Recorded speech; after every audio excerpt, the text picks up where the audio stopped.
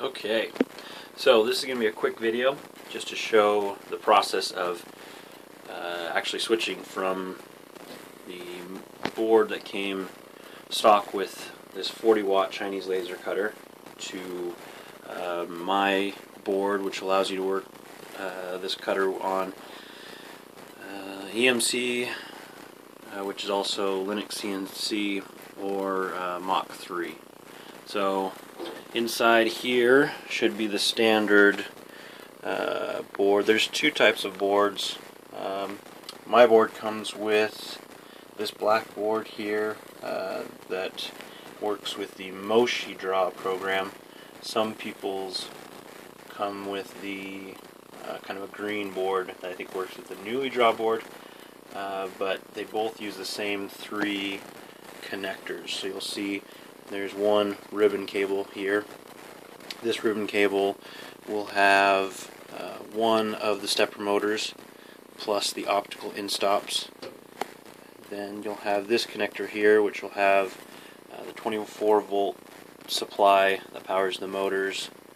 It also has a 5-volt supply which powers the board and some of the logic levels. And also one of these lines is the logic level for the laser. So we'll have to control that as well. And then this last 4-wire JST plug is the other stepper driver. So I've kind of set up. I've taken a parallel port cable and kind of just routed it through this hole that's on the side of the laser cutter. And I've also taken, so this is my board here, this green one. So you can see there's a cable coming off of it. That's a USB cord. That's mainly just for power, or it is just for power. You could use anything. You could use any 5-volt supply. I just found USB to be easy. It's there, it's accessible, but if that's not how it would suit you best, that you can use any power supply. So you can see that's already coming out. I've already routed that out.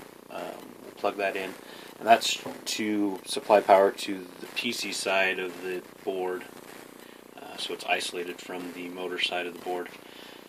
So we will switch it here. I apologize for the video quality. I'm just going to try to do it while holding the camera and change it at the same time, so it might get shaky here for a second. So first, you can take this ribbon cable and just gently rock it back and forth. You want to be careful that you don't bend it too far or twist it, or get a tear in it, because replacing this could be rather difficult. You'd have to source one that's identical, it's same length, so just be careful while you're doing that. It comes out fairly easily. Just kind of rock it back and forth. So you take that one off, and then this one just has a little tab that you can pull back while you're pulling out, and this one comes, let's see if I can do it one-handed. There it goes. It's much easier with two hands. And then same with this JST connector, you just kind of rock it back and forth. It comes straight out. And then you move over to this board. The JST, you can see, is keyed, so it can only go in one way. But it is a bipolar stepper motor, so it really doesn't matter which way it goes.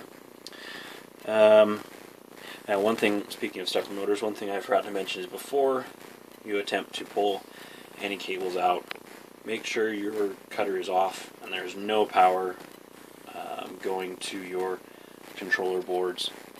One of the worst things you can do is pull cables or connectors off of a stepper motor while it's powered. You can damage your electronics very easily.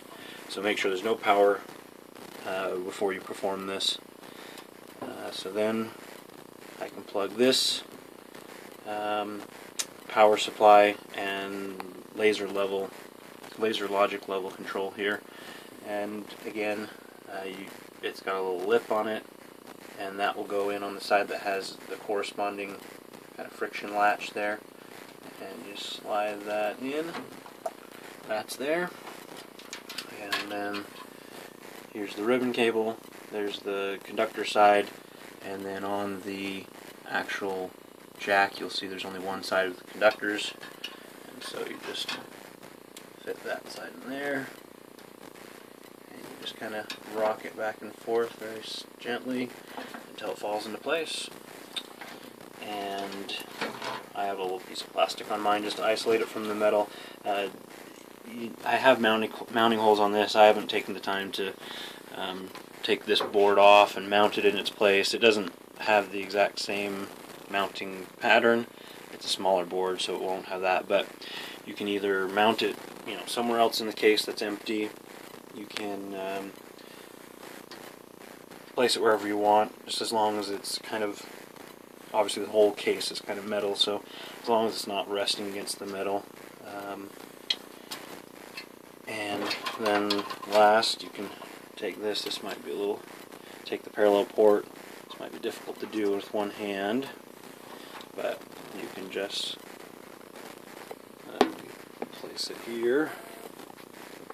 Try to see if I can put my camera somewhere. There we go.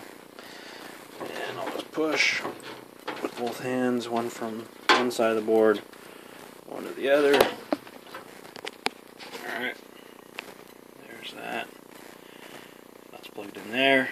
And then of course, you'll either have you can either have a connector plugged into a power supply. In my case, I did a USB. You can just come into any USB port, and that'll supply power to the PC side of the isolators. And there you have it. It is swapped. So with this modification, all of the stock hardware works. The end stops that you'll see in here, right here, those still function. You don't have to hack together a mechanical end stop on the hardware here. Those work. You'll see my board, there's things that are not populated. That's because I designed it to have the ability to also do a third axis. I don't have anything right now, but you could use it for like a rotational tool or something, or you could just use this board for any homemade CNC. So that is all you have to do, and then once you have that in, you set up your program, whether it's Mach 3 or Linux CNC, whatever you want to do. You set up the ins and outs. It's the same pinout as all the standard breakout boards you'll find on the internet, whether it be Probotics, Gecko Drive. All those have the same pinout. So I followed those standards just so that it's fairly straightforward, and there's a lot of experience and documentation out there.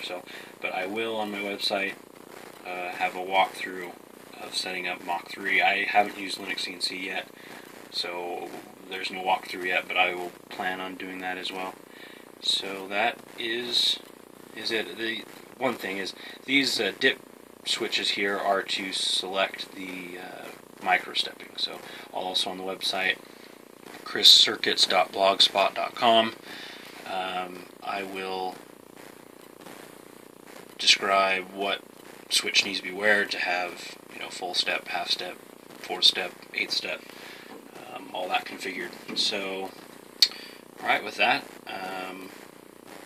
I will continue to update the website, and at this point there's getting some good interest in the product, so hopefully pretty soon here we'll get a Kickstarter put up. So if you're interested in this product at all, be on the lookout for a Kickstarter here in the next few months, and we'll get it out to all of you that have a laser cutter and just would like to use it as a more standard tool chain. So thanks for watching, and